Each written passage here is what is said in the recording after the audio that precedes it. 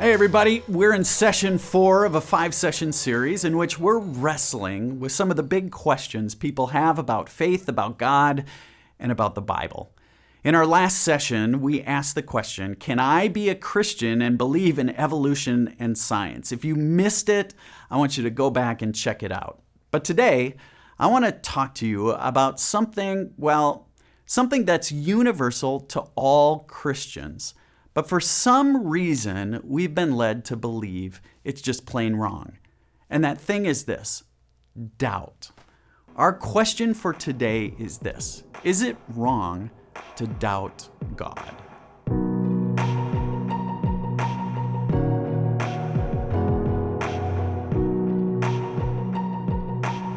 Hey gang, we all have doubts. Let me say that again. We all have doubts. Some of you doubt if God is always good. We doubt, does God really care about me? We go through seasons doubting that God even exists. Some people doubt God because intellectually they wonder if God exists at all. While others of us, we have our doubts due to something maybe more emotional. Something has happened to us in our lives that makes us believe, makes belief in God just difficult. If there's one thing that is universal amongst all Christians, it's that we all have doubts from time to time. In fact, get this, the Bible is filled with doubters. The most famous doubter, of course, is Doubting Thomas, but, Thomas kind of gets a bum rap, in my opinion, because in the Bible, it's not just Thomas who doubted. Think about it. All those great characters did. Adam and Eve, they doubted God, and they ate from that tree. Abraham and Sarah, later in life, they doubted that God would ever give them a child. Moses doubted that the people would ever listen to him. King David doubted God's faithfulness. All the disciples, they ran away in doubt, not just Thomas.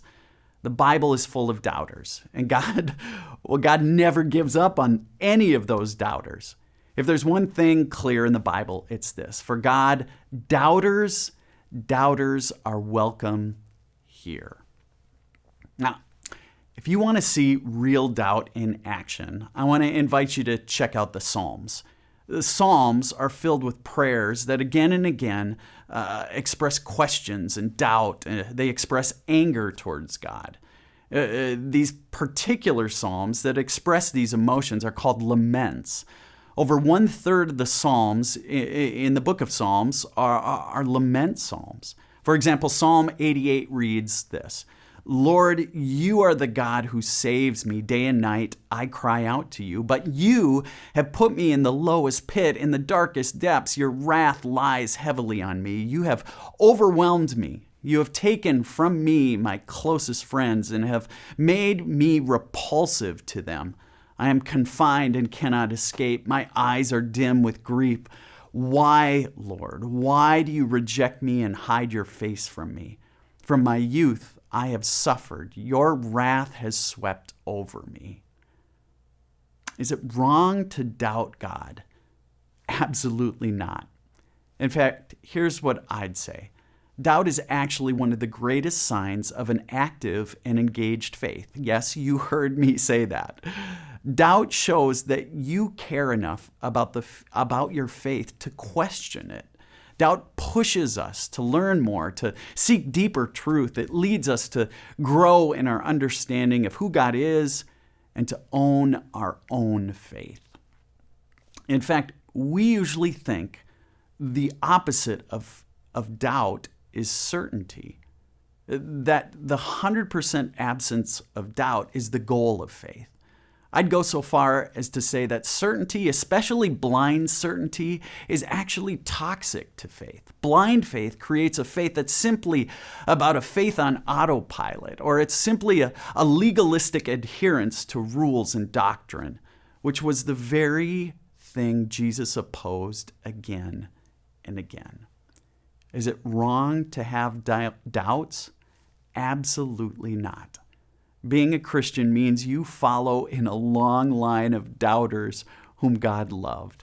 There isn't a question you could ask that would make God nervous. In fact, God has always approached doubters in the same way, with arms wide open.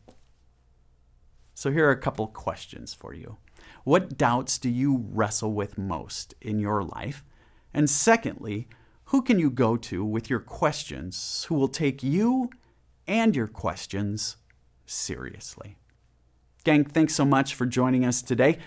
Join us for our final session when we wonder, our last question is this: how can I follow a God who would let Christians do such bad things?